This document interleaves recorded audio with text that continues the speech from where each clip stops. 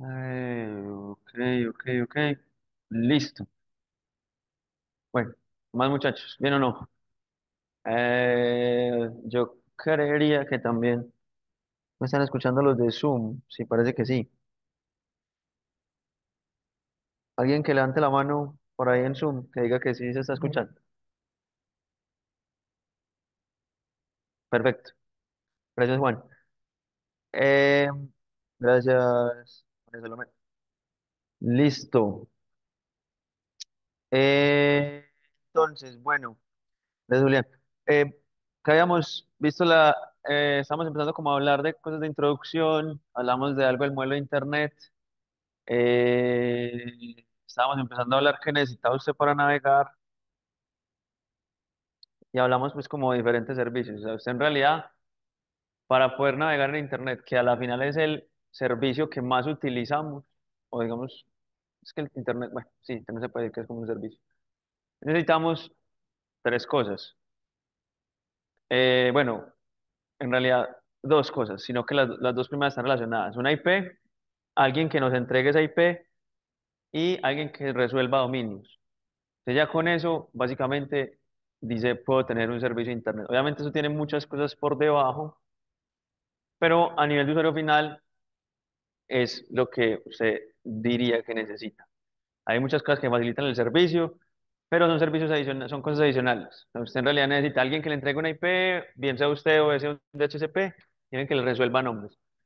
Ya nos dimos cuenta que en el mundo actual, solamente sabiendo IPs no se puede navegar o no se puede hacer cosas en Internet. ¿Por qué? Porque pasa es que ya eh, varios servicios de Internet están detrás de una misma IP. Entonces, ¿cómo se resuelve? Por el dominio, por el nombre del dominio. Muy bien. ¿Con qué vamos a seguir hoy? O bueno, ¿qué van a hacer estas clases de teoría de esta semana? Hoy vamos a seguir con la introducción, vamos a hablar de modelos, vamos a hablar de lo que vamos a ver en esta clase, pues como una introducción general. Y el próximo viernes, depende pues, si hoy nos queda algo, lo terminamos el viernes. Vamos a hacer un repaso de direccionamiento IP.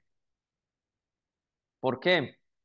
Pues interesante, no tanto que ustedes aprendan a asignar direcciones, porque ya les dije, si ustedes necesitan, utilicen la calculadora de subnetting. A mí no me importa cómo lo hagan, pero sí que entiendan cómo es la asignación, o sea, porque las IP son un recurso, entonces que entiendan cómo se asignan, que es un recurso finito, que eso se acaba, y por eso usted tiene que entender eh, si lo que le entregaron es suficiente para lo que se le pide.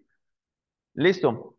Entonces, habíamos llegado acá y de aquí vamos a hacer un repaso, también algo rápido, del modelo cliente-servidor. Acá vamos a tirar como conceptos, pues, un poquito en desorden, pero que lo vamos a utilizar. ¿Por qué el modelo cliente-servidor es importante? Porque básicamente todo lo que hacemos se basa en este esquema de funcionamiento.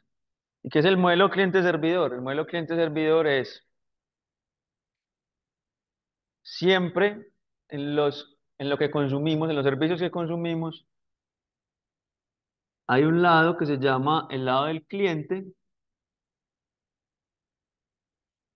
y hay un lado que se llama el lado del servidor.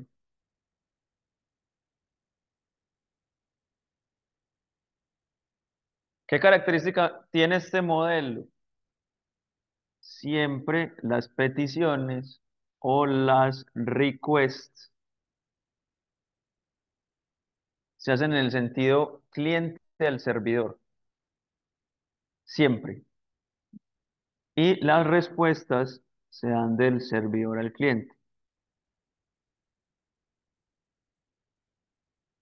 Este modelo, o sea, básicamente casi todo lo que hacemos se soporta sobre este modelo. Cuando usted consulta una página, usted hace un request, un HTTP, request al servidor.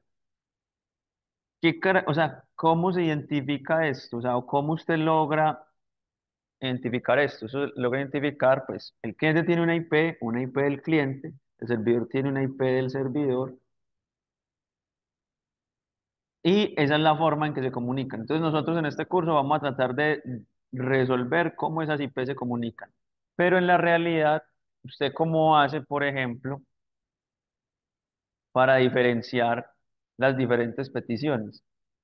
Y este servidor puede estar corriendo diferentes aplicaciones. Eso adicional tiene un puerto origen, no un puerto físico, sino un puerto lógico y un puerto destino. Y adicionalmente tiene un protocolo de transporte, que puede ser varios, pero normalmente nos movemos entre TCP y IP. Hay más de protocolo, hay más protocolos de transporte. Hay uno, por ejemplo, que se llama SSTP, pero eso es lo que resume muy bien como lo que hacemos. Entonces, ¿cómo se identifica? Pues el cliente, por ejemplo, el cliente hace una petición a la IP de servidor. Entonces, ese paquete que tiene un payload de la capa de aplicación tiene también un encabezado de la capa de transporte y a su vez tiene un encabezado IP y pues también tendrá un encabezado pues de capa 2. La capa 2 que utilice Wi-Fi, Ethernet, lo que sea. Cuando usted revisa estos dos encabezados, entonces eso tiene estos parámetros que dijimos. Por ejemplo, vamos a la situación de una petición HTTP. O sea, cuando usted está buscando HTTP o HTTPS. Cuando usted está yendo a una página, que ya casi todo se hace sobre HTTP. Usted ya yendo a buscar una página o está consultando un recurso en Internet. Entonces, viene acá. Este paquete, esta petición, tiene una IP origen, que es la IP del cliente. Una IP destino, que es la IP del servidor. Un puerto origen, que es normalmente un puerto aleatorio, un random mayor a 1024, y un puerto destino que normalmente es el 80 o el 443. Este sí es HTTP o este sí es HTTPS. Entonces, ¿cuál es la importancia de estos puertos, particularmente el puerto destino? Que una aplicación o un servidor es simplemente un computador que ejecuta una aplicación. Pero entonces él tiene que saber que esta petición que llega, esa es la del cliente, él tiene que saber que esa petición que llega va a ser direccionado a la aplicación de HTTP. O sea, él esta petición tiene que, la recibe en su tarjeta de red, ¿cierto? Y la tiene que redireccionar a su aplicación de HTTP. Y la aplicación de HTTP va a responder. ¿Y con qué va a responder? Pues va a responder con un paquete que tiene una IP origen, la IP del servidor, una IP destino, la IP del cliente, puerto origen, en este caso será el 80 o el 443, y el puerto destino es el puerto aleatorio que escogió el cliente, que va a ser mayor a 1024 normalmente, ¿cierto? Entonces, la importancia de ese modelo cliente-servidor es que nos permite identificar las comunicaciones. Entonces, vea que yo ya esta comunicación, ida y vuelta, eso también es pues con el protocolo de transporte CP, yo la puedo identificar. Entonces, miren que la capa 3 y la capa 4 del modelo OSI me dejan a mí identificar comunicaciones. Vea que yo ya con eso ya identifico eso, yo identifico esa comunicación extremo a extremo, yo ya sé cuáles son las respuestas, que eso voy a instalar, voy a instalar Wireshark. Mientras tanto íbamos hablando. Es que voy a instalar Wireshark, pero lo voy a dejar instalado ahorita.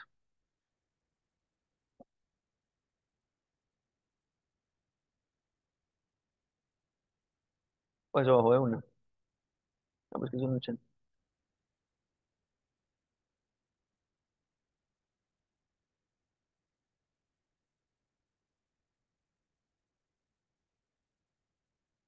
Uy,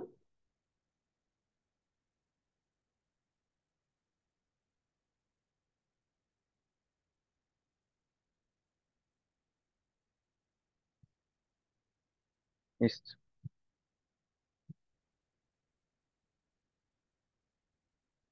Entonces, si yo reviso en Warshare, yo voy a ver esa comunicación que ese intercambio y tiene los mismos parámetros. Ahorita la vamos a ver y vamos a recordar un poquito. Señor,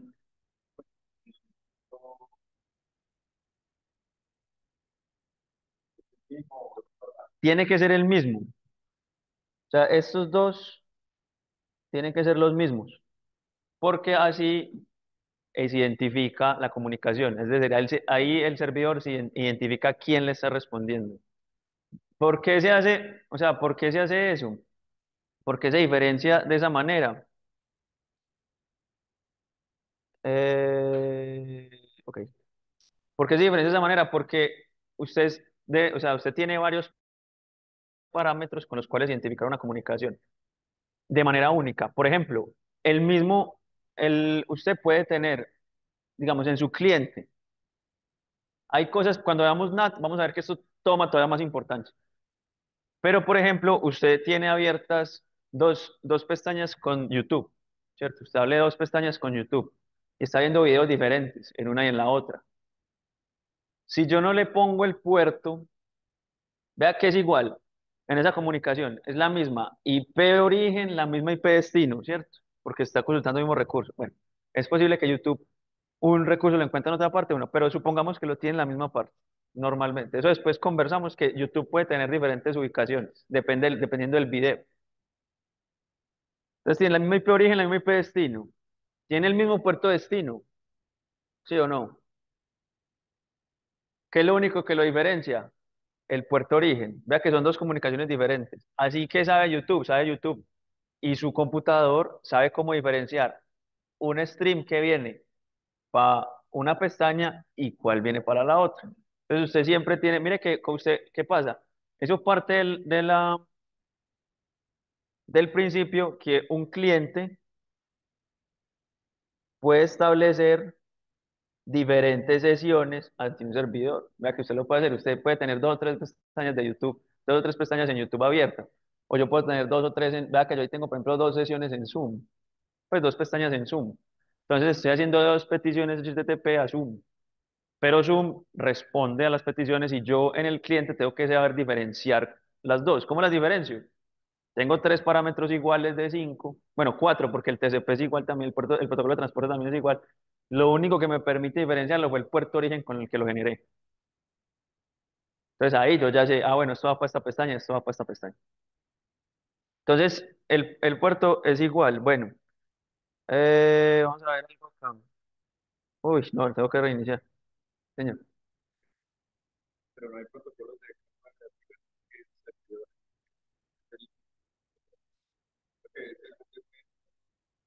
Hay protocolos de capa de aplicación en la que se hace una petición de vuelta. Sí. Por ejemplo, se ven mucho en algunos juegos en línea hacen eso. Eso tiene problema, pero entonces ahí el modelo se mantiene. Lo que pasa es que ya cambia el cliente, puede ser el servidor. Listo. Pero, o sea, es una petición diferente a lo que me refiero. Pero no es como, ah, el servidor sigue siendo servidor. No. Esa comunicación se mantiene. Si usted cambia el modelo, entonces ya el servidor actúa como cliente. Y hay cosas pues hay protocolos que hacen eso. Señor.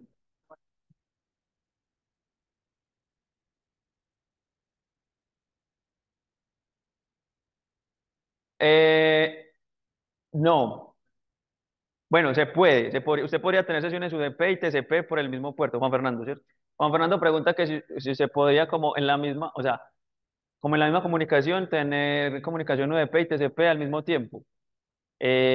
Sí, pero serían sesiones diferentes.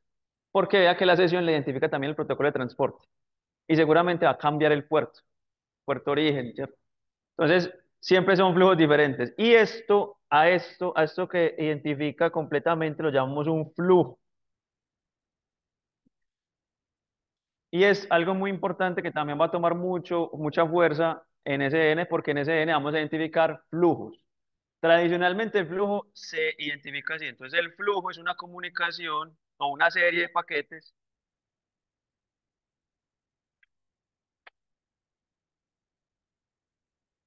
que cuentan con la misma, que llaman 5 tupla. IP origen, IP destino, puerto origen, puerto destino y protocolo de transporte. Ya la gente se empezó a desconectar de Zoom. Estamos, estamos aburriendo. Entonces, el conjunto de paquetes que cuenten con eso se llama flujo. Y a veces también llamamos el flujo direccional y es cuando tomamos el flujo tanto de ida, que sería este, como el de vuelta, que cambiarían las IPs origen, IP destino, y los puerto origen y puerto destino, por una correspondencia. Eso es muy importante. De hecho, lo que tratamos de hacer es analizar por flujos más que por paquetes. Es decir, si yo, por ejemplo, analizo simplemente paquete a paquete, no obtengo mucha información. Pero si analizo flujo a flujo y yo saco información del flujo, por ejemplo, el tamaño promedio del paquete de un flujo, yo puedo obtener información de una aplicación. Es diferente si yo tomo simplemente, bueno, voy a pararme en esta interfaz de red y voy a empezar a trazar y voy a calcular el tamaño medio de los paquetes. Por esa interfaz de red está pasando de todo. Está pasando video, está pasando voz, está pasando pues, tráfico de navegación, pues descargar archivos. Entonces yo voy a obtener una tasa media, un tamaño medio de paquete de todo lo que pase por ahí. Sin embargo, si yo digo, ok, voy a entonces a diferenciar, o sea, a disgregar por flujos, voy a tomar estadísticas del flujo, entonces ya tengo más información. Pero obviamente eso supone más carga para analizar eso, porque imagínese, usted ya tiene que, si usted simplemente mide el tamaño de los paquetes, es fácil, usted se para en la tarjeta de red sabe dónde empieza y dónde termina un paquete y hágale. Pero acá usted tiene que entrar al paquete, tiene que ver la dirección IP origen, la dirección IP destino, el puerto origen, el puerto destino, el protocolo de transporte, agruparlo y al grupo sacarle la medida. Entonces, es unas cosas u otras. ¿Listo? Entonces, muy importante, modelo cliente-servidor. Siempre el que hace la petición es el cliente, el que responde es el servidor que es lo que tiene, el servidor escucha en un puerto. ¿Cómo es que es tu nombre? ¿Cómo? Juan Diego. Juan Diego hacía algo, hacía una anotación importante y es que hay aplicaciones que lo que hacen es, cuando usted inicia, la aplicación le hace también un request por otro puerto diferente. Eso pasa. Pero entonces en ese momento ya lo que hace, o sea, ¿qué es lo que pasa normalmente? Entonces el cliente inicia la transmisión, sabe que hace eso, entonces él abre también un puerto, escuchan un puerto y se convierte en ese momento en el servidor para la comunicación de vuelta. El servidor siempre tiene un puerto que está escuchando. Listo. Por ejemplo, eso pasa mucho cuando en el juego en línea, que hay veces que uno de los jugadores es el host de la partida. Entonces, va a recibir peticiones, pero inicialmente todos como empezaron a hacer una petición a un servidor para decir dónde estoy. Y eso, bueno, a veces no les funciona cuando están detrás de un NAT y cosas así. Interesante. Pero bueno, eso lo vemos más tarde. Entonces, modelo cliente-servidor, importante. Por otro lado, otra cosa que vamos a utilizar mucho es los modelos por capas. Sí. Y la primera pregunta es, ¿por qué utilizamos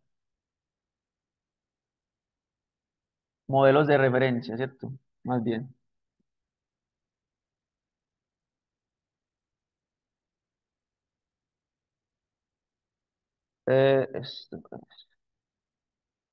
OSI o TCP/IP.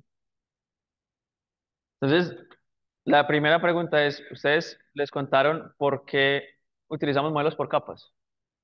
O sea, ¿cuál es el sentido de utilizar modelos por capas? O sea, ¿por qué no simplemente hablemos así como yo estoy hablando de IPs y todo eso y ya?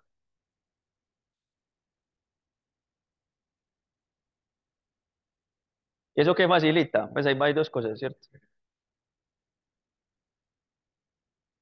Sí,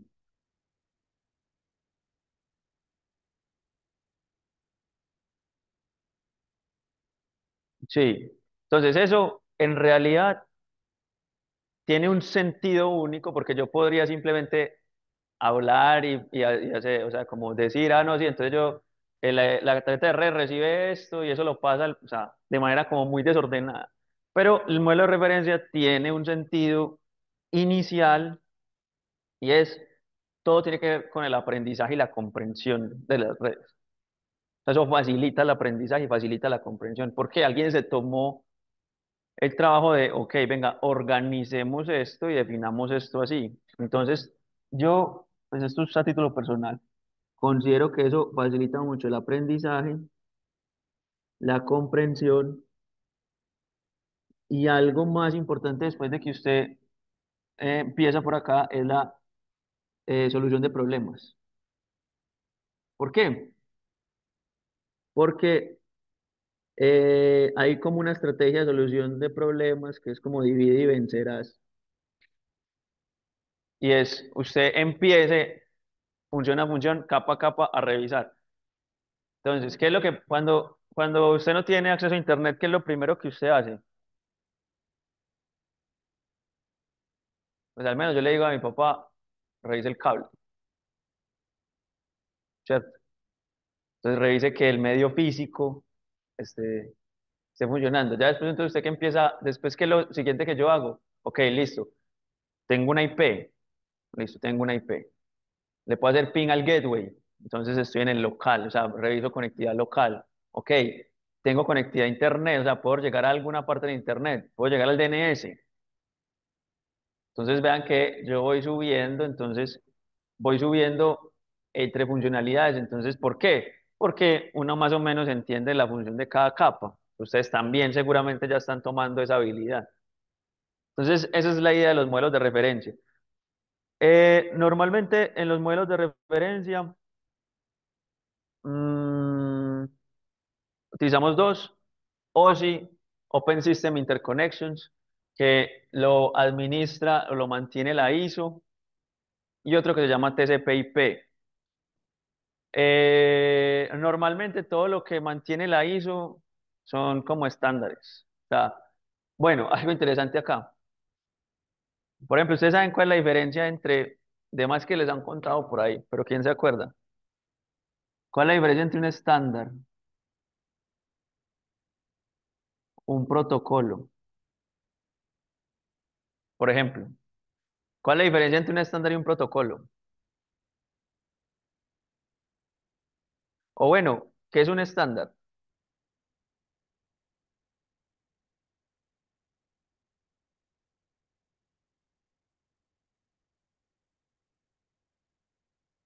O empecemos por la fácil, ¿qué es un protocolo?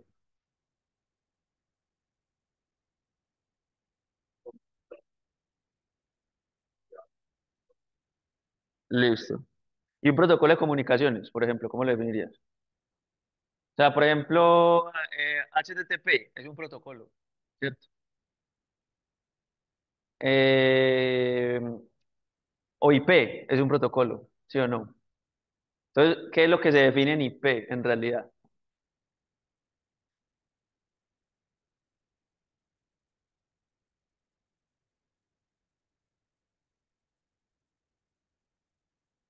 Sí,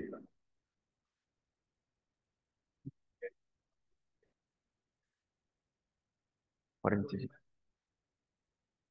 Pero son reglas, ¿cierto? Son reglas que se definen normalmente o sea, un protocolo de comunicaciones que definen cómo se intercambia información a un nivel.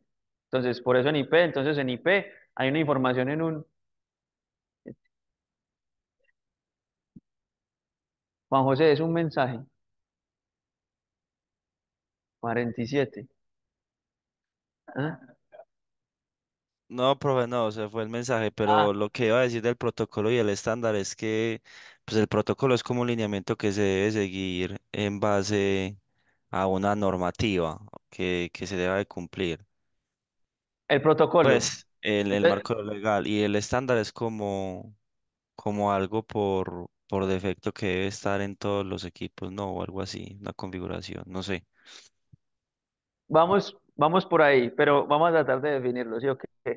Eh, pero Mateo está como por los lados, está por ahí. Pero 47, yo 47 y yo, ¿será que estoy viendo mucho anime?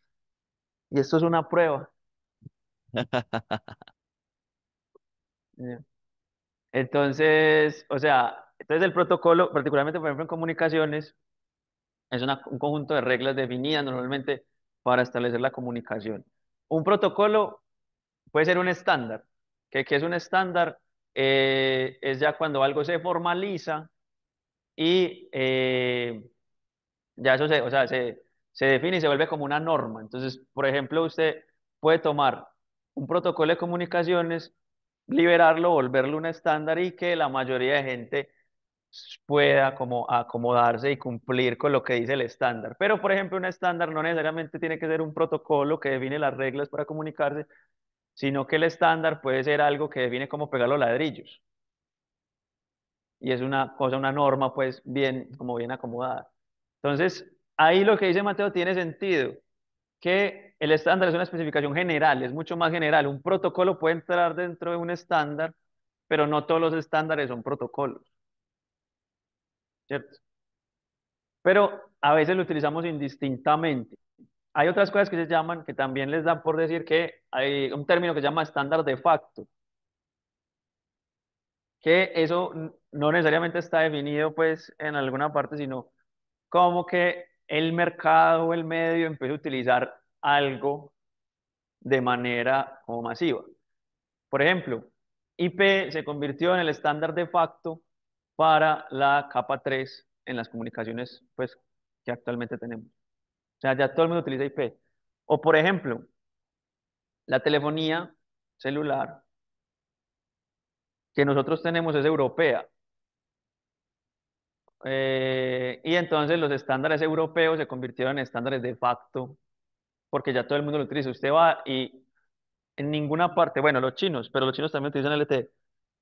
En ninguna parte hay una cosa diferente a LTE en la cuarta generación de telefonía celular ya. Antes había otras cosas, pero eso ya murió. O sea, ya, por ejemplo, entonces se convirtió en el estándar de facto. Bueno, eso lo vamos a tratar de ir revisando. Entonces, hay dos modelos, el modelo OSI. ¿Cuáles son las capas del modelo OSI? Capa física, capa de enlace. ¿Cuál es la que sigue? Capa de red, transporte. Acá es donde uno se pela, ¿cierto? ¿Cómo es? ¿Es sesión, presentación, aplicación o presentación, sesión, aplicación?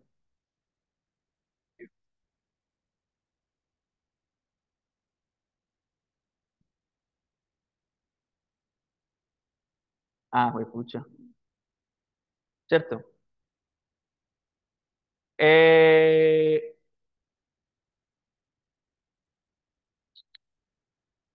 esto, lo que habíamos dicho la clase pasada, ningún sistema de comunicaciones tiene una diferenciación clara de estas siete capas, pero me sirve para entender las funciones que debo cumplir o conseguir en pues en una comunicación.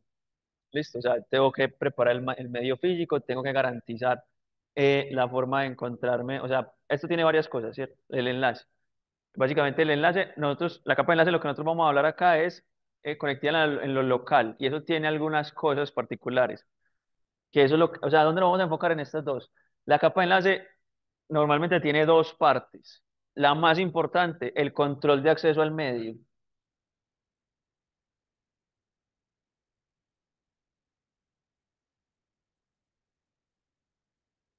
El problema es, usted no siempre necesita control de acceso al medio.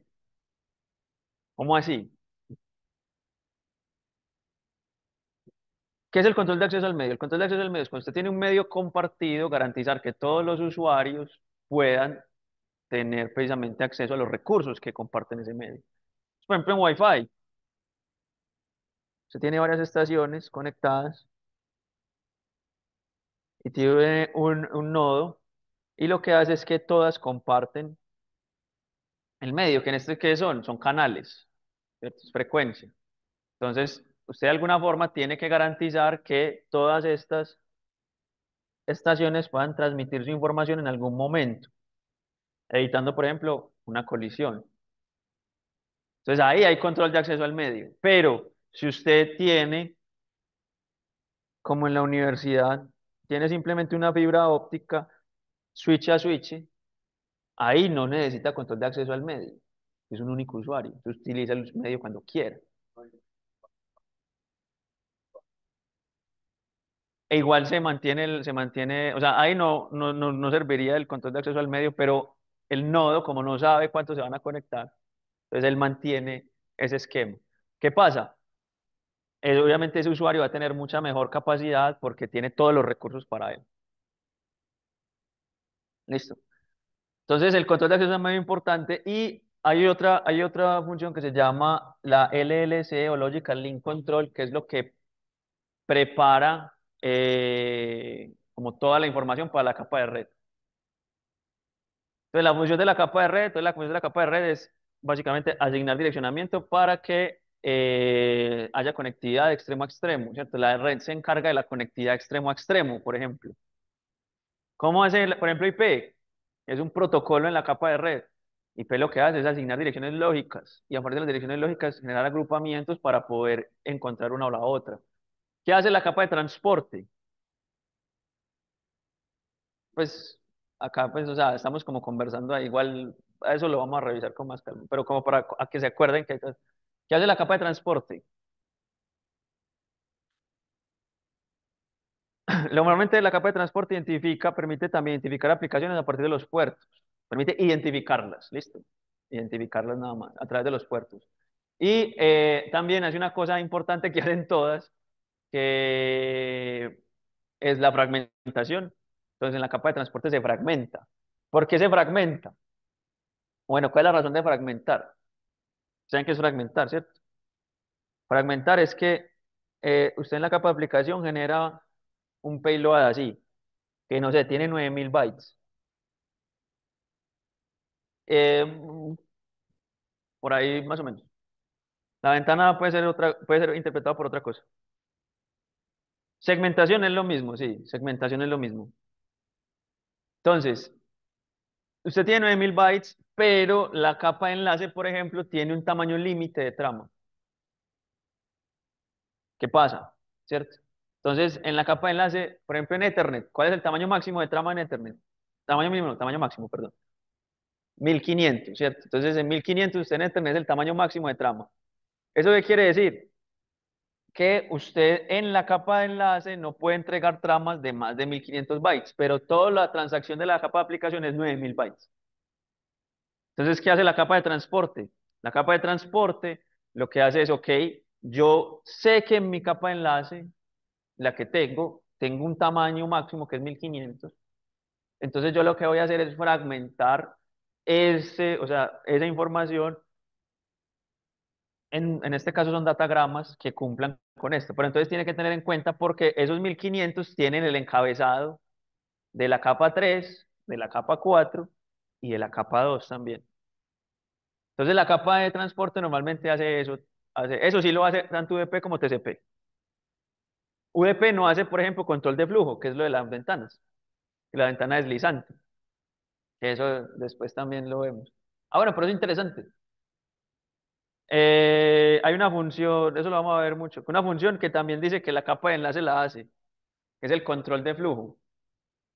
Entonces, por acá vemos identificar aplicaciones, fragmentación y control de flujo.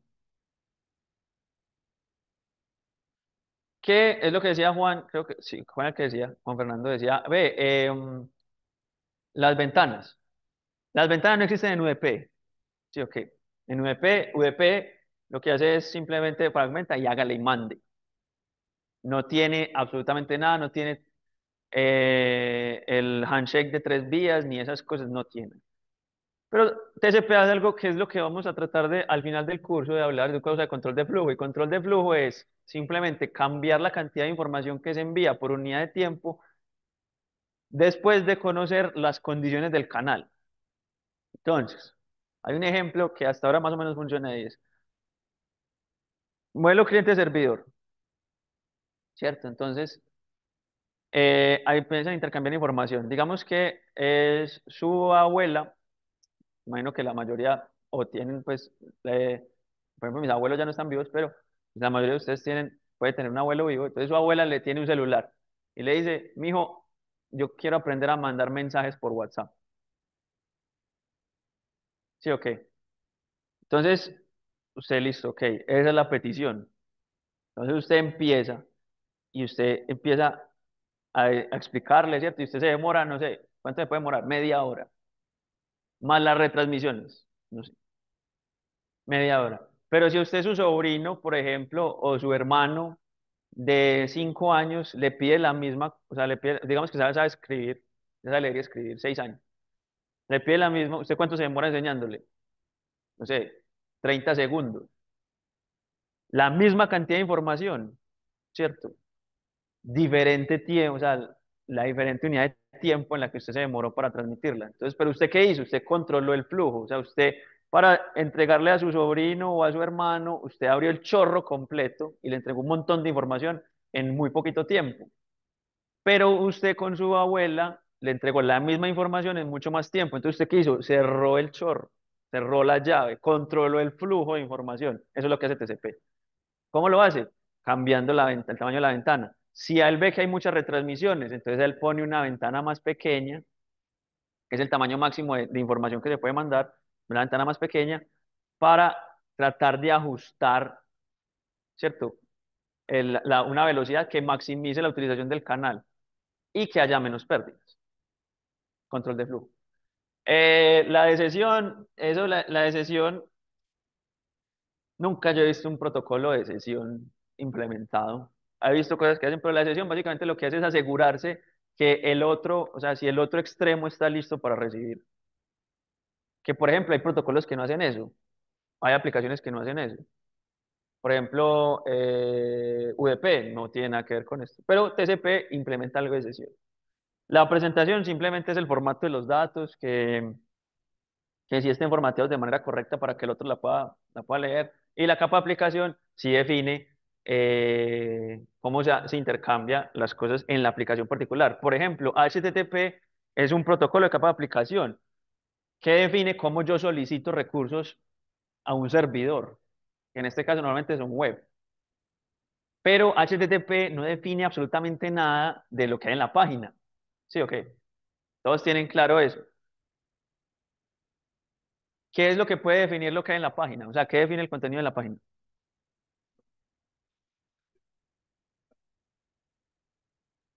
Las banderas puede ser, no, o sea, el cine y la seca, eso es sesión. Usted está asegurando que el otro está listo para recibir. Pero hay otras que son de push, eh, otras banderas que son más como para obligar al servidor a hacer ciertas cosas. Pero por ejemplo, el SYN y el ACK son banderas que utilizan como para la sesión. Pero UDP no tiene eso, ¿sí o qué? Entonces UDP, por eso yo no he visto protocolos, o sea, o sea, digo, usted lo que dice acá, lo que me refería con eso es que en cada capa, o sea, la idea de este modelo es que capa a capa, o sea, usted tiene física, enlace, red, transporte, sesión, presentación y aplicación, ¿cierto? Y esto es el cliente, por ejemplo. Y en el lado del servidor, usted tiene también una física, una de enlace, una de red, una de transporte, una de sesión, presentación y aplicación. ¿Qué define este modelo? Este modelo dice que las capas de aplicación se comunican directamente, ¿cierto? O sea, esta capa de aplicación está estableciendo una comunicación con la capa de aplicación del servidor. ¿A través de qué? De un protocolo. Entonces, diría que las capas de presentación también lo hacen a través de un protocolo. Lo mismo de las capas de sesión y lo mismo de las capas de transporte. A lo que yo me refería es que yo no he visto un protocolo que sea solamente de sesión. Puede que exista, pero yo nunca lo he visto implementado. Eso es a lo que me refería. La función sí se debe implementar, o sea, o se puede implementar, pero en nuestro caso la pueden implementar, por ejemplo, TCP. Listo. Eh, bueno, sí. Entonces, el protocolo, por ejemplo, es HTTP. HTTP define la forma en que se intercambia información o que se solicita información. Pero, ¿qué es lo que contiene la información? O sea, la información de la página web está en qué. Normalmente está en qué. Cuando se revisa en una página web. Eh,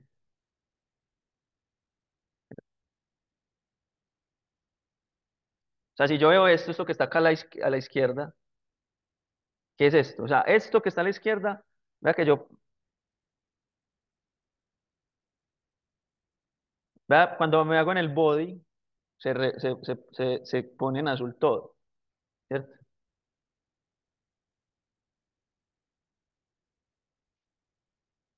Es HTML, por ejemplo. Y dentro de HTML hay hay scripts de JavaScript, ¿cierto? Pero vea que eso no es un protocolo. ¿Eso qué es? Es un lenguaje de etiquetas. Entonces, vea que eso no tiene nada que ver con con la capa de aplicación. Eso es el contenido que puede llevar el payload de la capa de aplicación. Pero la capa de aplicación está definida por el encabezado y eso no tiene nada que ver en el encabezado HTTP. Igual usted acá puede ver, eh, a ver,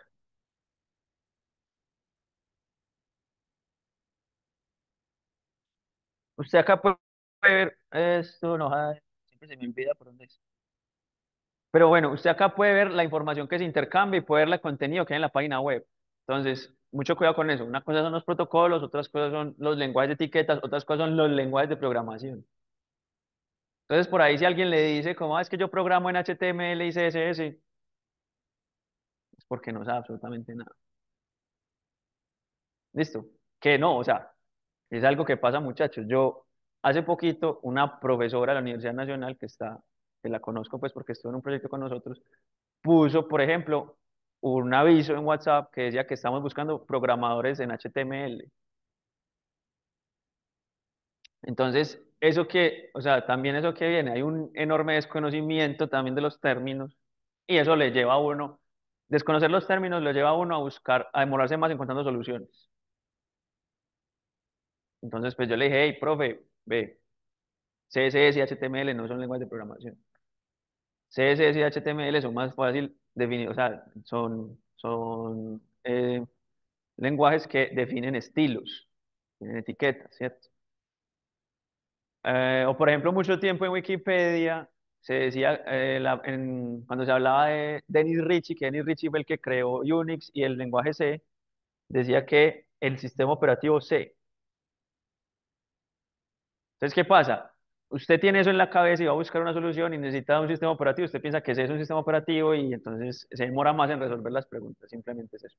Entonces, vea que esta es la idea de las capas. Entonces, las capas son, allá hablan, protocolos entre las capas, ¿cierto? Vea que la capa, por ejemplo, de transporte del cliente se abra con la capa de transporte del servidor. ¿A través de qué? A través del intercambio de puertos y todos los procedimientos que hace TCP y también la capa de red IP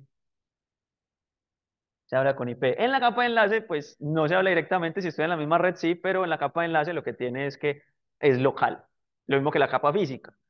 O sea, acá ya tenemos algo diferente, porque acá no es extremo a extremo necesariamente, porque hay equipos, ¿y cuál es el tema? Hay equipos que solamente llegan hasta la capa de red o hasta la capa de transporte, hasta la capa de red, hasta la capa de enlace, que es lo que nosotros vamos a ver acá. ¿Por qué? Porque usted puede estar conectándose de un cliente, puede estar conectándose con un servidor y, por ejemplo, esta parte es Wi-Fi ¿cierto? Esta parte es fibra óptica.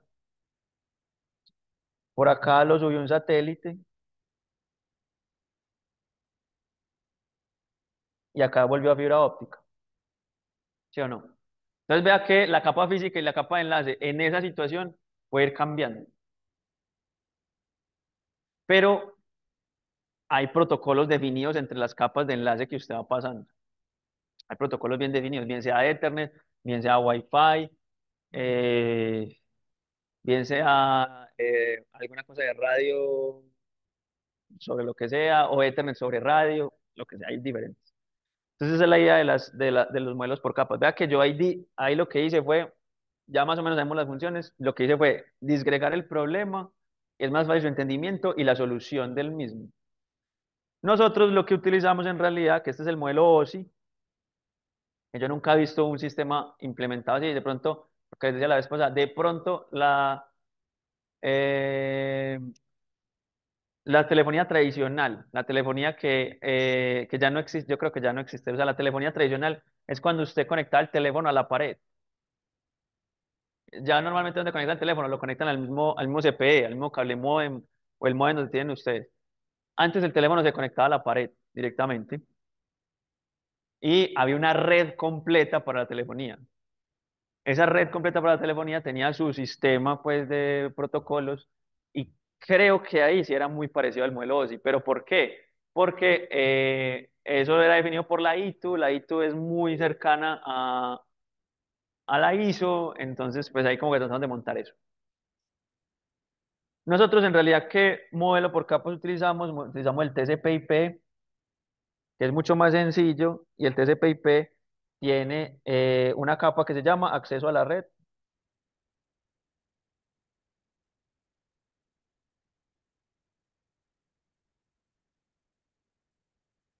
Acceso a la red.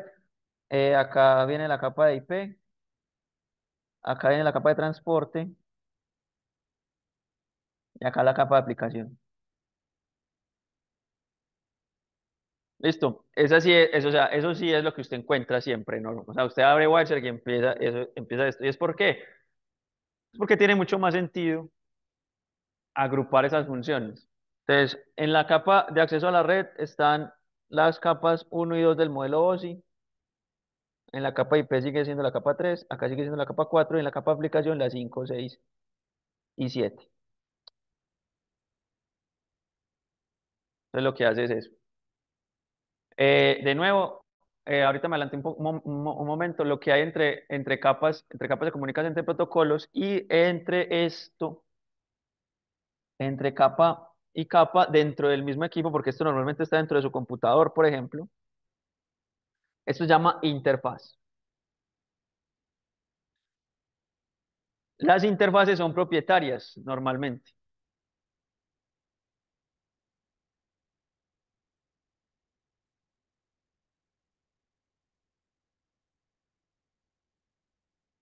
y los protocolos son estándares abiertos normalmente.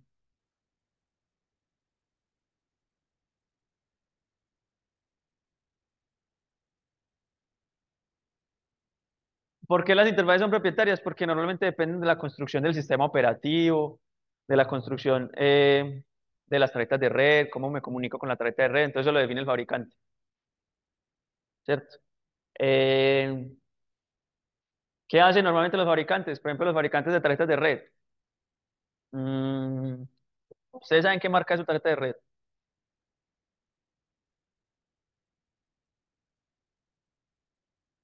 Eh, hay, gr- hay grandes fabricantes de tarjetas de red. Por el número de la MAC, muy bien. Sí, señor. IP, config. Pero acá, por ejemplo, de una vez le dice la marca, una Realtek. Realtek, gran fabricante de tarjetas de red. Es gigante. Y bueno, eso no tiene, de Wi-Fi, hay una que se llama, como usted ha visto, Aetheros. Cuando también, fabricante grande de tarjetas de red. Entonces, lo que pasa es que ahora los computadores en general, los dispositivos que hacen pues, algún procedimiento computacional, hay muy poquitos que fabrican, o sea, que fabrican todo ellos. Normalmente ya son unos mutantes que toman cosas de diferentes partes. Entonces, por ejemplo, los celulares, ¿quiénes son los procesadores de los celulares? Y eso pues ya se llama como System on Chip. O sea, no solamente hacen el procesador, sino que hacen como un procesador que hace todo, que hace, o sea, hace las operaciones, que hace, maneja también el radio de todo el celular. Entonces los grandes son quien Snapdragon es uno, pues Qualcomm, Qualcomm Snapdragon, ¿cierto? Pues más que Snapdragon es la referencia, Qualcomm. Hay otra que es la de Samsung, que Samsung compró una que hace procesadores, espera, yo le digo cómo se llama. MediaTek, es, no sé. No, MediaTek es mi arena. Yo a veces me disperso, pero. Ay, Dios mío. Ah, ese 22. Ah, bueno, ese 22. O ese 23. Uy, Exynos. Lo que pasa es que, por ejemplo, uy, vea. Lo que pasa es que esto es, para Europa es Exynos. Y para el resto del mundo, rest of the world, es Qualcomm. Entonces, quién sabe qué problema encontraron con el Exynos. Y entonces están despachando las dos versiones. Entonces, vea, tan. Eh, Huawei tiene el suyo también. Que Huawei compró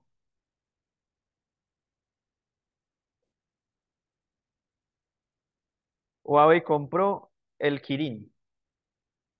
Entonces, vea, entonces usted tiene como una fabricante de procesadores, tiene alguien que fabrica las memorias RAM, ¿cierto? Entonces, lo que hacen ellos es por ejemplo, las placas base y los procesadores ofrecen sí APIs, o sea, interfaces como, vea, estas son nuestros, esta es la forma de acceder al procesador, esta es la forma, entonces entregan una API. ¿Qué es una API? Una API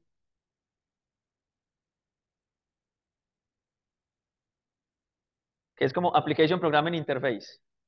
Que la API simplemente es como una serie de funciones o de métodos y de clases, o si es orientado a objetos, que le permiten a usted interactuar con los recursos de algo.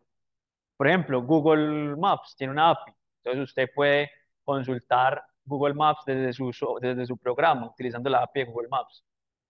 Usted lo que hace es peticiones a Google, no tiene que hacerlo de manera manual sacando, a ver si por ejemplo encontramos algo interesante.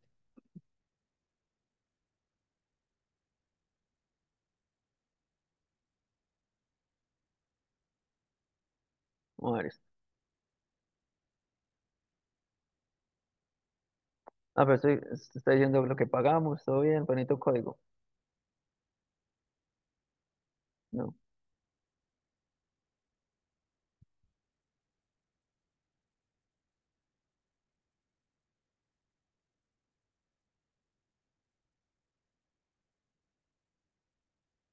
no, esto es un script por el API key. No, API key no me gusta. Pero bueno, después como con más calma. Entonces la API simplemente, Google le ofrece a usted una serie de métodos para que usted utilice para que consulte Google Maps directamente de su código. Y lo mismo, entonces los fabricantes de procesadores le ofrecen unos métodos para que los fabricantes de otras cosas computacionales puedan acceder al procesador y hagan cosas en el procesador. Entonces eso básicamente convierten como en APIs. Entonces esas interfaces normalmente son propietarias, ¿por qué? Porque las define el fabricante, las definen los fabricantes, no hay un estándar. Eh, Ahora pues como que hay unos esfuerzos en algunas aplicaciones. Por ejemplo, nosotros trabajamos con unos switches que tienen un procesador que ya usted tiene, o sea, hay un lenguaje común que es como un estándar y usted puede programar el procesador de esos switches. Pero eso lo miramos en ese. Listo. Entonces, este modelo por capas sí es un modelo que utilizamos normalmente. ¿Listo? ¿Y dónde nos vamos a concentrar? Nos vamos a concentrar en la capa de acceso a la red, que en este caso la función DL, la capa de enlace del modelo OSI y la capa 3, la capa de red. Ahí nos vamos a concentrar. ¿Listo? Ahí nos vamos a quedar. Eh, bueno, todos claros también con el proceso de encapsulación y desencapsulación. O encapsulamiento y desencapsulamiento. ¿O no? que usted pues básicamente llega en la capa de aplicación, tiene el payload de la aplicación con un encabezado de aplicación. Cuando se la pasa a la capa de transporte pone un encabezado adicional, esto es A y esto es T, a ese. La capa de red pone otro encabezado a esto y la capa de acceso a la red puede poner otro, ¿cierto? Entonces vea que así se genera el flujo, ese flujo se monta y cuando llega al otro lado, lo que hace es que la capa de acceso del otro lado remueve el encabezado de acceso y la entrega a la de red remueve su encabezado y se las entrega al transporte, la de transporte remueve su encabezado y se lo entrega a la capa de aplicación. Entonces, de encapsulamiento y desencapsulamiento. Y esa es la forma en que se comunican los protocolos, ¿cierto? El acceso lee el encabezado, hace lo que, con eso sabe lo que tiene que hacer, se la pasa a la capa de red, lee su encabezado, con eso sabe a quién se lo pasa, y así se va a la capa de transporte, ¿cierto? Eso también es claro, pues, de lo que vemos, eso es lo que vamos a ver constantemente.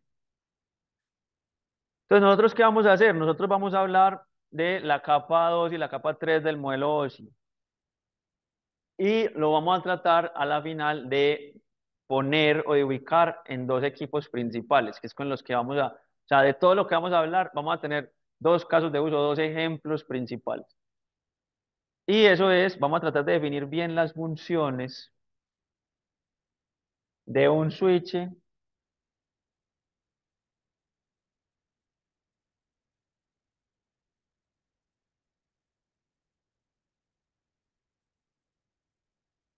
y de un enrutador,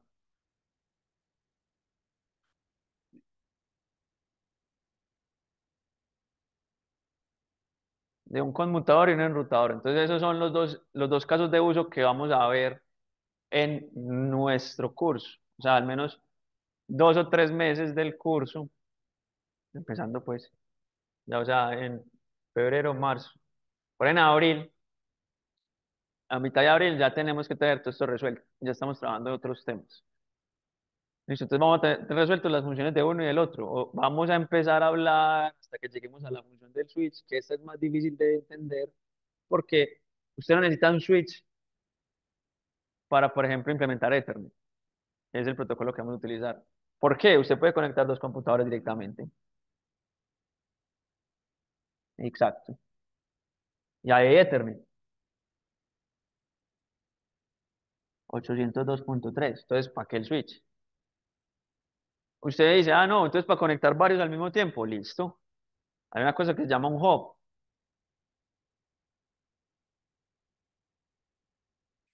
que esos cables de cuenta un cable, todos conectados al cable, el mismo cable, todos escuchan lo de todos. Entonces usted necesita un switch y todos corren Ethernet. Entonces, ¿por qué existen los switches? Entonces, la función de la capa 2, eh,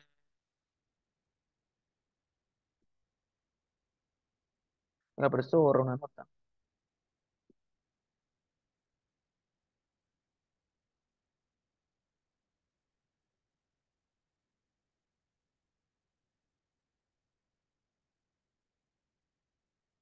No, esto no. Uy, lástima. Vamos a hacer una de estas.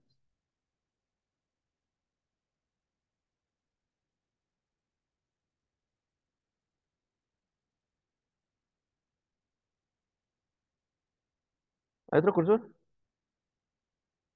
Pero es que ni con el mouse. Bueno, yo creo que esto se bloqueó. Yo creo que le llené la cola de eventos. Listo. Entonces, normalmente lo que habla del switch es como que interconecta nodos dentro de una misma red.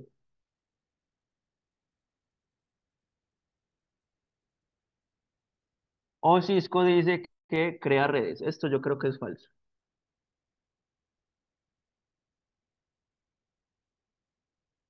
Yo creo que esto es falso. Pero Cisco dice como es, que crea redes. En realidad yo creo que eso es falso porque usted para crear una red no necesita un switch. Es más, para crear una red, lo que hemos visto, usted necesita una correspondencia lógica. Entonces usted puede conectar todo lo que quiera a un switch, pero si usted pone mal la dirección IP, ahí no hay una red. Entonces, para mí eso es falso, eso es como muy de Cisco, pues. Entonces, si interconecta nodos dentro de una misma red, puede interconectar nodos. O sea, básicamente, ¿qué hace? Pues aglomerar, aglomerar nodos, facilitar la comunicación entre diferentes nodos. Y el router sí, me parece que esto es interconectar redes. Listo. Eh, ambas, vamos a hablar que son formas de interconexión. O sea, tanto la capa 2 del modelo OSI como la capa 3 del modelo OSI entregan formas de interconexión. Entonces, ambas son formas de interconexión.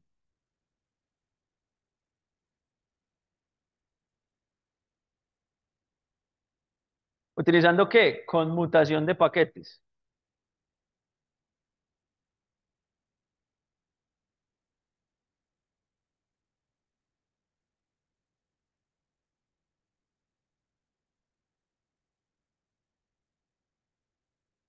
Ustedes ya les hicieron la diferencia entre conmutación de paquetes y conmutación de circuitos.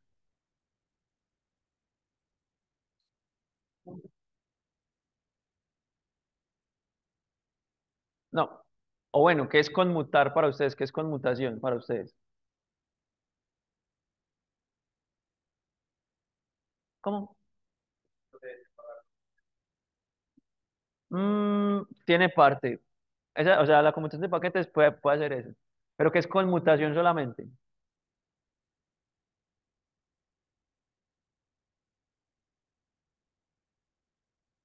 Yo lo definiría simplemente como un intercambio, ¿cierto? Un intercambio. Intercambio de paquetes o intercambio de circuitos. ¿Qué pasa? Anteriormente, eso no lo vamos a revisar, anteriormente, la forma de intercambio de información era la conmutación de circuitos. Entonces, ¿usted qué hacía? Usted tenía una serie de recursos que podían conectar a través de circuitos. Entonces,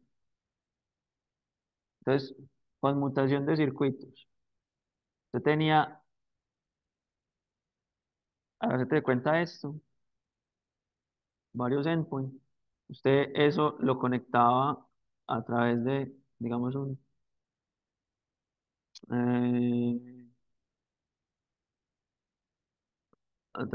y usted utilizaba mecanismos, por ejemplo, para establecer un camino entre estos dos endpoints, entre estos dos puntos finales. Entonces, se estableció un circuito. Ese circuito no es que usted puenteaba un cable, no, aunque es equivalente a eso, sino lo que usted que hacía era que usted acá lo que tenía era una división en time slots. Time slot uno, time slot 2, así, y usted decía, ah, bueno, yo voy a utilizar para esta comunicación el time slot 3 siempre. Entonces usted se paraba ahí y utilizaba eso siempre. Y el comportamiento, como era muy predecible, era muy similar a como si tuviera un circuito, conecta un cable tirado. Entonces, ese time slot en esa conversación, eso es una cosa muy de la telefonía. No,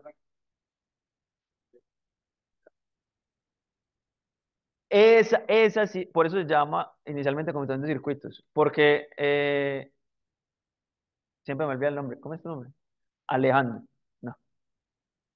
Entonces Alejandro dice, eso es como los documentales que le muestran que había una operadora y lo que hacía era hacer un puente. Ahí sí estaba puenteando el circuito. Eso cambió, pues, ya es acá. Entonces usted es similar, esto ya es como la evolución, donde ya el circuito no es una operadora, sino que hay una central que dice, ah, ok, están haciendo una llamada, entonces voy a asignar este espacio de tiempo, que sería como exactamente tener un cable. Entonces ese cable o ese circuito lo que hace es que usted reserva para esa conversación y nadie más lo puede utilizar. Entonces si yo, no- si yo, me, o sea, si yo estoy hablando y me quedo callado, eso no está utilizando. Entonces es un recurso que está reservado. Pero entonces se dieron cuenta, ve, este tipo de redes, pues aprovechan de manera como muy perezosa los recursos, entonces pensemos en la conmutación de paquetes. En la conmutación de paquetes no hay división en el tiempo, no hay cosas asignadas. Usted transmite cuando tenga que transmitir. Y eso se llama, esto es, digamos, un tipo de multiplexación, ¿cierto? Porque usted tiene un montón, ¿cómo? Un montón de entradas y tiene un solo canal de comunicación. Entonces usted multiplexa eso, pero lo multiplexa de manera ordenada. Se sabe siempre dónde está. Pero en la comunicación de paquetes usted lo mismo, tiene un montón de entradas, tiene un canal común, pero usted no sabe quién va a transmitir. Entonces se llama multiplexación estadística o multiplexación estocástica. Entonces esa es la gracia de la conmutación de paquetes. En la gracia de la conmutación de paquetes, simplemente usted tiene un montón de orígenes, un montón de destinos y se transmiten como ellos quieran. ¿Qué necesita entonces usted viene en la conmutación de paquetes? Identificadores, ¿cierto? Que usted sea, o sea, usted pueda leer, ¿cuáles son los identificadores? Las direcciones IP, las direcciones MAC. Entonces ambos son formas de interconexión, tanto lo que nosotros, o sea, la capa 2 del modelo 2 y que manejan los switches, lo que vamos a ver acá, o la capa 3 que manejan los routers, van a implementar formas de interconexión que utilizan conmutación de paquetes. Entonces acá vamos a hablar de paquetes. Listo. Em, listo. Sigamos acá. Por el lado de la conmutación dentro de las redes LAN, normalmente lo que cumple, entonces normalmente tratan de implementar un método de acceso al medio, que ya vimos que eso a veces necesita, a veces no, pero eso está dentro de las funciones. Y hay una cosa que se llama Link Logical Control, que tiene tres funciones. Una es el control de tramas. eh, Logical Link Control, que eso es la subcapa. Link Control, que lo que hace es como prepara la información para la capa siguiente. Entonces, la capa 2 tiene como dos funciones principales, la método de acceso al medio y el Logical Link Control. Entonces, que lo que hace es control de tramas, que simplemente es decir, definir cómo, o sea, es un acuerdo entre transmisión y receptor, definir cuándo empieza y cuándo termina una trama o qué formato tiene la trama. La segunda es control de errores, que ya sabemos que hay diferentes formas de controlar errores. Hay dos formas de controlar errores. Una es detección y la otra es corrección de errores. Normalmente nosotros en este tipo de comunicaciones hacemos es detección de errores. ¿Por qué? Porque es muy fácil retransmitir. Pero, por ejemplo, hay otras cosas que utilizan corrección de errores. Ustedes saben que para hacer detección de errores siempre necesitamos información adicional. O sea, estamos desperdiciando información del usuario. O sea, vamos a tomar espacio de información del usuario para enviar información de redundancia, con eso detectar errores. Para corregir errores necesitamos todavía mayor información, mayor cantidad de información. Entonces eso hace más ineficiente la transmisión. Ahorita hablamos de eso. Más ineficiente la transmisión. Entonces, nosotros normalmente, como acá podemos retransmitir fácilmente, entonces hacemos es detección de errores. O sea, detectamos un error y pedimos retransmisión. ¿Dónde se hace corrección? Por ejemplo, comunicaciones satelitales se hace corrección. O cosas donde no se pueden hacer retransmisiones. Por ejemplo, cuando usted graba un disco óptico, bien fuera un CD, un DVD o un Blu-ray, eso tenía corrección de errores de una vez. ¿Por qué? Porque usted ya es un medio escrito, usted ya, si grabó con un error, pues usted no puede pedir retransmisión, entonces usted lo corrige. Tiene mecanismo, señor.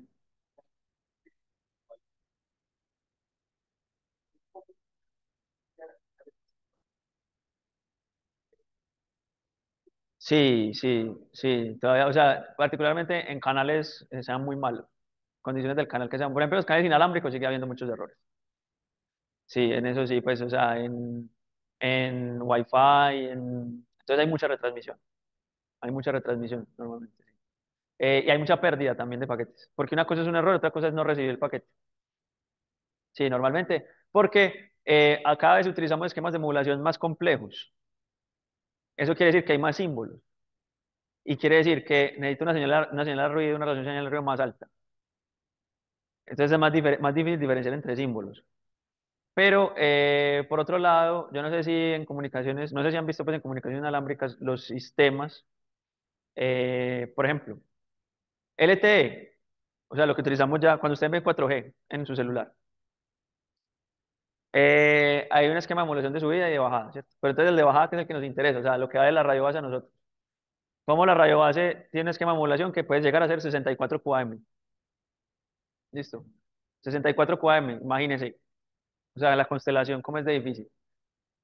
Pero a medida que entonces usted se aleja de la radio base, pues la relación señal-ruido empeora, ¿cierto? Porque puede que aumente el ruido, pero básicamente la potencia de la señal disminuye. Entonces, no tiene sentido usted seguir, si usted está a 600 metros, bueno, pongámosle menos, 200 metros de la radio base, no tiene sentido que usted siga utilizando 64 QAM. Entonces, los sistemas, hace mucho tiempo, pues, los sistemas utilizan una cosa que se llama modulación adaptativa. Yo no sé si les han contado. Y es que usted puede utilizar diferentes esquemas de modulación según las condiciones del canal. Entonces, si usted reporta que su canal está muy malo, entonces no utiliza 64 QAM, ¿cierto? Sino QPSK, que son de cuatro símbolos, ¿cierto? 2 bits por símbolo.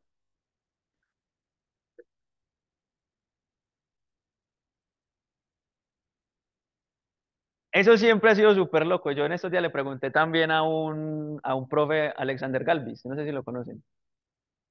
Pero no me alcanzó como a responder del todo. Y es como, o sea, ¿cómo hago, o sea, cómo hago yo para reportar mi señal a ruido? ¿Cómo yo sé para diferenciar? O sea, siempre me ha parecido súper loco cómo es capaz, o sea, porque usted cómo sabe qué ruido, cómo sabe qué señal, ¿cierto? Entonces él dice, no, acá hay unos, pues, que sí hay unos mecanismos, pues, como definidos, hay unos canales de, o sea, mejor dicho, no sé cómo responderte, pero que, o sea, si hay unos mecanismos, hay unos canales, pues, como específicos solamente para medir eso, tiene como varias cosas, pero reporta. Yo cuando me responda Alex Galvis, yo le respondo. Debería saber eso porque yo soy telecomunicaciones, pero me voy por otro lado. Pero entonces es eso, entonces yo reporto el canal, que hay formas de verlo, por ejemplo, si yo veo que hay mucha pérdida de paquetes, que las aplicaciones de arriba me están reportando pérdida de paquetes, entonces yo puedo más o menos decir, hombre, acá hay un problema. ¿Cómo? Sí, se me están cayendo muchos pilas, la latencia está muy alta, lo que sea, entonces hay un problema, entonces ya eso se puede ver reflejado, y eso sí, la gente inalámbricas tiene un montón de cosas para medir eso, la telemetría en redes inalámbricas es muy importante, entonces él reporta eso, se da cuenta, además también por los tiempos que calcula cuando envía el mensaje, cuando llega. O sea, los tiempos también puede más o menos triangular la posición, ya más o menos sabe con eso.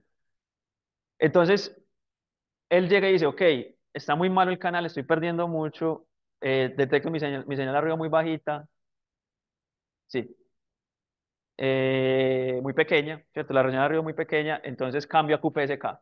Entonces, QPSK es mucho más fácil discernir entre símbolos, porque nada más son 4 símbolos, ¿cierto? Son 2 bits por símbolo. O 16 QAM. Entonces, eso se llama modulación adaptativa. Por otro lado, también tienen codificación adaptativa. Entonces, usted puede elegir si envía más o menos información de redundancia de codificación para detectar errores. Entonces, por ejemplo, cuando usted le dicen, LTE son 100 megabits por segundo, eso quiere decir que usted tiene el esquema de modulación más alto y codificación cero. Sí, no tiene codificación. Sí, o sea, todo lo que usted envía es información de usuario, nada de redundancia. Ahí es, o sea, es lo máximo. Por ejemplo, cuando ustedes dicen, Wi-Fi, por ejemplo, 802.11g era 108, 108 megabits por segundo, algo así.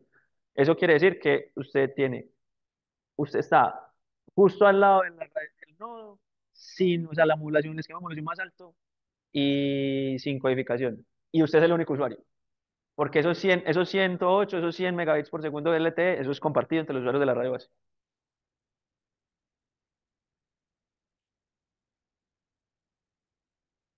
Sí, es probable que, sí, sí, sí. Sí, porque normalmente eso es, según lo que soliciten los usuarios, le asigna recursos. Normalmente, pues actualmente funcionan así. No hay como cosas reservadas para siempre, ¿no? Que es tema, pues también viene como un montón de paquetes.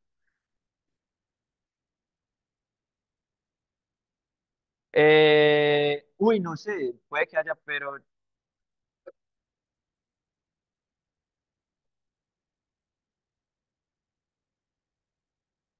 ve, en los routers no he visto, pero por ejemplo en la red móvil usted sí puede decir, estos usuarios tienen como una categoría más alta y entonces a esos usuarios se les puede entregar más recursos.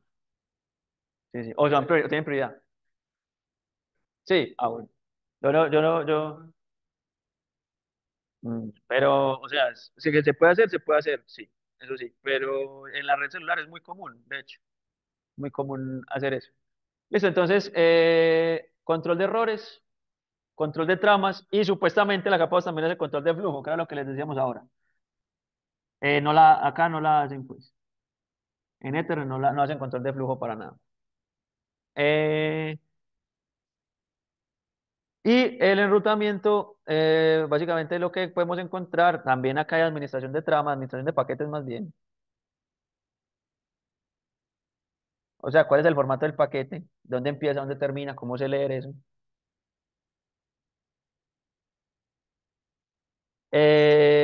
También hay como una cosa que se llama,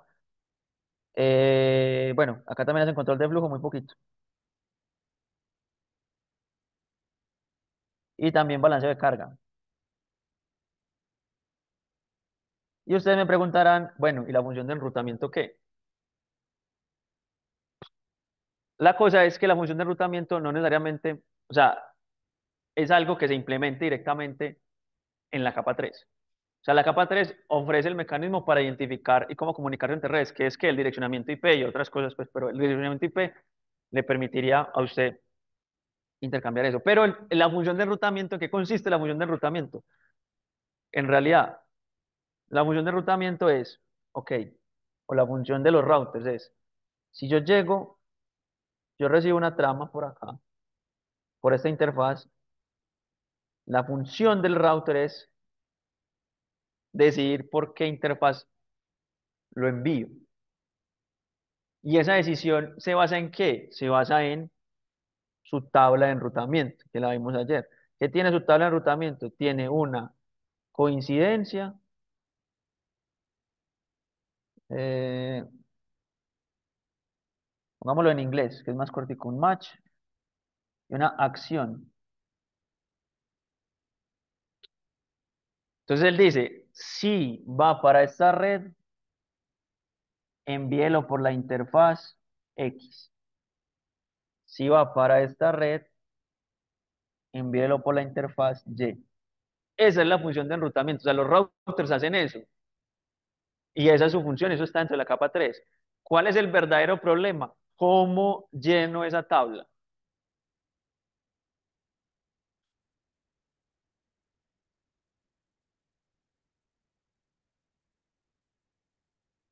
Eso sí no está especificado en la capa 3. ¿Cómo la lleno? No sé. ¿Cómo la llenan? Ustedes en redes uno vieron cómo la llenaban, cómo se llena esa tabla. Muy bien. De manera estática, o sea, hay un administrador y ingresa las rutas estáticas. O de manera dinámica, con un protocolo de enrutamiento.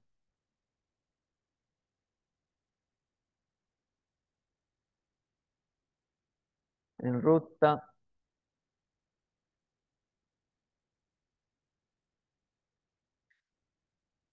¿A ustedes de pronto el profesor Alexandre les habló de protocolos de enrutamiento? No. Ok. Si usted, ya vimos, los protocolos pertenecen a capas. Es decir, los protocolos trabajan en una capa. De manera intuitiva, ustedes dirían, entonces, por ejemplo, yo le digo, el protocolo HTTP, ¿en qué capa funciona? En la aplicación, ¿cierto? En la 7.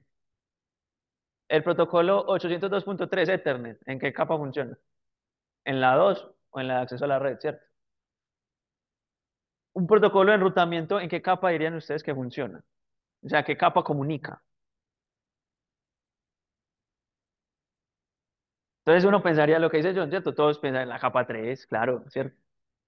Sí. Pero en realidad el que funciona en la capa 3 es el protocolo IP. Entonces, EIP es el protocolo enrutado. Pero el protocolo de enrutamiento no funciona en la capa 3. Vamos a ver que son protocolos de capa de aplicación. ¿Listo? Que eso es un medio loco, ¿cierto? Eso es demasiado antiintuitivo. ¿Cómo así? Y es que lo que hace es que usted utiliza una aplicación para llenar esta tabla de enrutamiento para poder aplicar las funciones de la capa 3. Pero eso lo veremos en un mes, más o menos. Listo. Entonces, demos hasta acá hoy. La próxima clase, el próximo viernes, terminamos la introducción que vamos a hablar una cosa de IP, direccionamiento IP. Hay bonificación el viernes. Listo. Vamos a plantear un ejercicio para bonificación para el primero que lo haga. Bueno, dos ejercicios. Un, de direccionamiento, de subnetting. Pero no es el subnetting, pues que hay, tengo 1500 hosts. No, no, no, no. Son dos o tres redes y ya, ¿cierto? O sea, tiene truco, mejor dicho. O sea, es muy fácil de hacer, pero tiene truco. Puede preguntarle ya le hice la prueba a ChatGPT, ChatGPT se pela. Pero después uno le dice por qué se peló y dice, ah, no, sí, tenés la razón. Sí, sí, sí. Pues la revisé hace un semestre, de pronto ya se organizó. De pronto tiene que utilizar el 4 sí, el 4 4 4 sí. En estos días, ustedes fueron yo los vi, fueron a la del Servio, a la conferencia del Servio. Sí, que él decía, pues, como mucho es de la ingeniería de prompting, de cómo usted le pregunta. Ya, interesante. Bueno, de pronto es que yo no le supe preguntar, es verdad.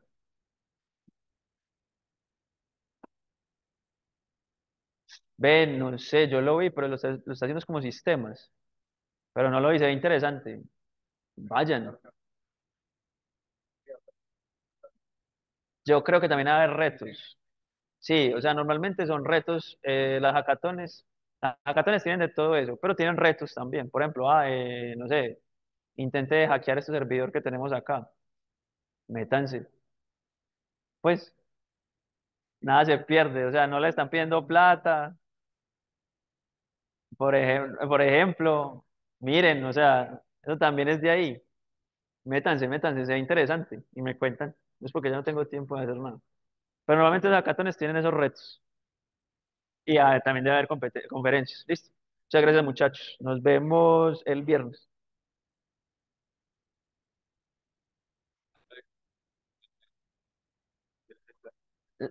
La tabla de conmutación, la del switch, es de capa 2, pero básicamente es lo mismo. Hay un match, que es una MAC, y una acción, que es o una correspondencia de un puerto, que sería como una acción. Eso es de capa 2, sí. La tabla de enrutamiento, sí es, lo que pasa es que el match no son MAC, sino que son IPs. Y la acción también es enviarlo por una interfaz.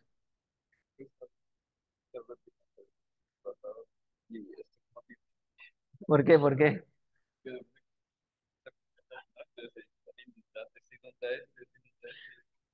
Hay una cosa que se llama spanning tree y permite que no se inunden. Pero esto, por ejemplo, o sea, usted no va a ver una red así conectada casi nunca.